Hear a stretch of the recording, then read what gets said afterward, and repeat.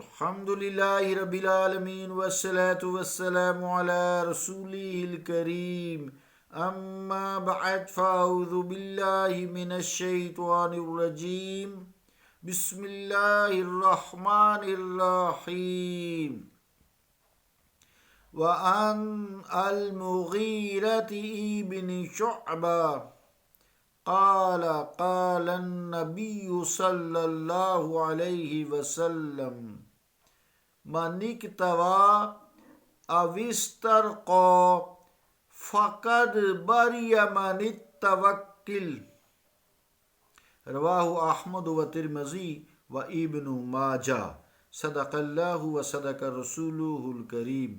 عزیزان گرامی قدر، السلام علیکم ورحمۃ اللہ وبرکاتہ۔ حدیث پاک کا ترجمہ یوں ہے، روایت حضرت مغیرہ ابن شعبہ رضی اللہ تعالیٰ عنہ سے فرماتے ہیں کہ فرمایا نبی کریم صلی اللہ علیہ وسلم نے کہ جو داغ لگائے یا جھاڑ پھونک کرے وہ توکل سے دور ہو گیا۔ احمد، ترمذی، ابن ماجہ۔ اللہ اور اس کے رسول کا قول سچا ہے۔ یعنی داغ لگانا، یعنی کچھ جلا کر اس کو، زخم کو یا کسی چیز کو بھرنا یا بیماری کا علاج کرنا، جسے آج کل کاٹری ہے جس سے خون بند کیا جاتا ہے، وارٹس وغیرہ کاٹے جاتے ہیں یا اور بہت سارے دوسرے اس سے کام لیے جاتے ہیں۔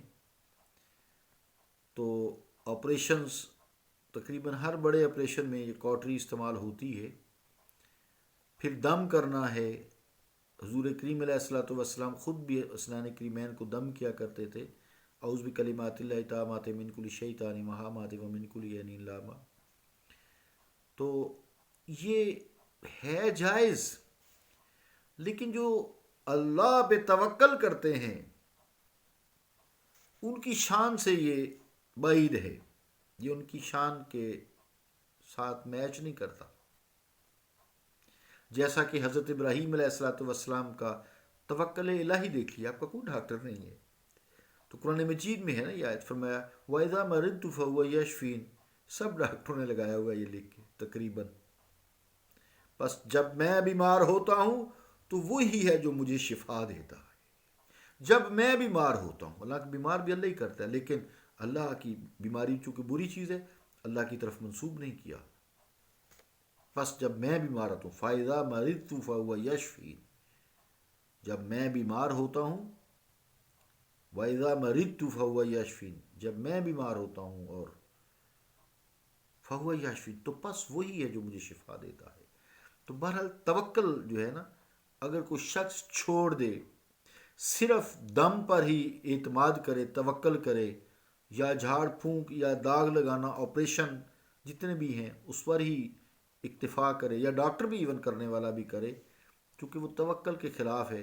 بالکل اللہ پہ توکل چھوڑ کر، ہاں یہ کہے کہ میں دم کر رہا ہوں، میں علاج کر رہا ہوں، کاٹری کر رہا ہوں، یہ داغ لگانے سے یعنی جلانے سے یا آپریشن سے میں کوئی کام کر رہا ہوں، لیکن اللہ ہی شفا دینے والا ہے، میں تو اسباب کر رہا ہوں، میں تو ایک وسیلہ سا اللہ تعالیٰ نے بنایا، اللہ نے مجھے جو علم دیا اس کو میں استعمال کر رہا ہوں، تو پھر ٹھیک ہے۔ کیونکہ زمانہ جاہلیت میں داغ اور دم مرض کے لیے رفع کرنے کے لیے بالکل مستقل اسی طرح سمجھا جاتا تھا، جیسے بس اسی ہی میں سب کچھ ہے، اللہ کی یاد نہیں ہوتی تھی، یعنی مستقل علت مانا جاتا تھا۔ اس لیے حضور کریم علیہ الصلوۃ والسلام نے ایسے توکل کو خلاف قرار دیا ہے، ایسے جو اسے توکل کے خلاف دیا ہے، اس دم درود کو، یا جو جھاڑ پھونک ہے یا داغ لگانا ہے۔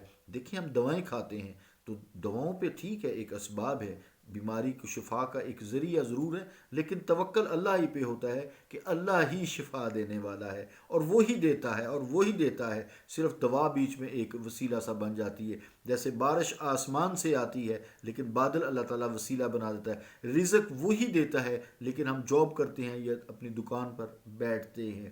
اسی طرح صحت وہی دیتا ہے لیکن ڈاکٹر کے پاس جاتے ہیں، اولاد وہی دیتا ہے لیکن شادی کرتے ہیں، پھر اسباب سارے کرتے ہیں، ساری باتیں اب آپ سمجھ لیں۔ تو اس لیے توکل اللہ کے ساتھ جب کوئی انسان ایسا عمل کرتا ہے جس میں کوئی شرعی حد نہیں ہوتی، کوئی شرک کی بات نہیں ہوتی، کوئی بدعت نہیں ہوتی، تو وہ کوئی بات نہیں، وہ توکل کے پھر وہ ایسی بات خلاف نہیں ہے۔ یعنی جب توکل اٹھ جائے، صرف اسی بات پر ہی ڈیپینڈ کیا جائے، تو اس کو حضور کریم علیہ الصلوۃ والسلام نے توکل کے خلاف قرار دیا ہے۔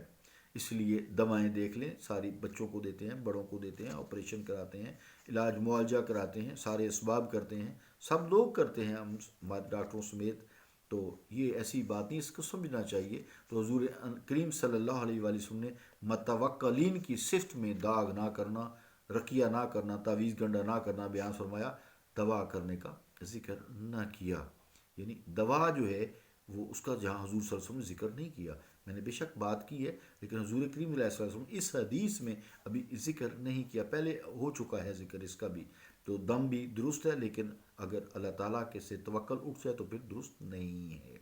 صلی اللہ تعالیٰ علی رسول خیر خلقہ محمد وعلی آلہ وصحابہ اجمعین برحمتک یا ارحم الراحمین۔